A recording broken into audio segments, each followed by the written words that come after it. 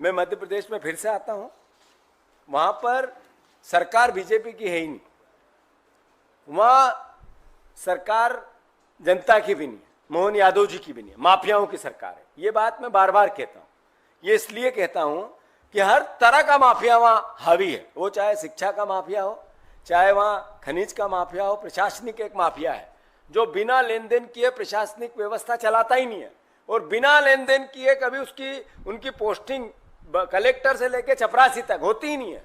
एक प्रशासनिक माफिया, फिर शराब माफिया, नशा, खनिज माफिया, हर तरह का माफिया हावी है।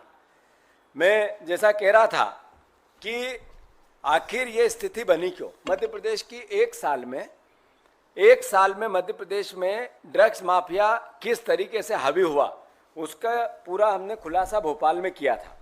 और मैं आप सबको बताना चाहता हूं, ये एक प्रदेश की वानगी है। ऐसा हर तरीके का जो घटनाक्रम है हर प्रदेश में हो रहा है। मैं फिर से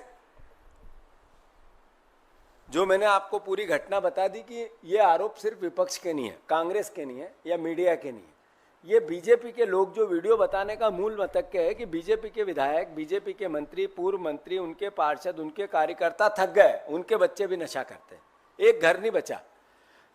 रोज डेली भारतवर्ष की 1/3 आबादी एक तरह से नशे की गिरफ्त में आ चुकी है। और इसके लिए इस 10 साल मोदी जी का जो कार्यकाल रहा, इनकी सरकार का रहा, बीजेपी की जो सरकार का रहा, वो अस्मरणीय है। उन्होंने इतना इसको फैलाया और फुलाया कि जिसकी वही जो अडानी पोर्ट से पकड़ी गई ड्रग्स की बात हुई थी, उसके बाद अलग अलग तरीके के अगर हम सर्च करो तो 100 केस आते हैं।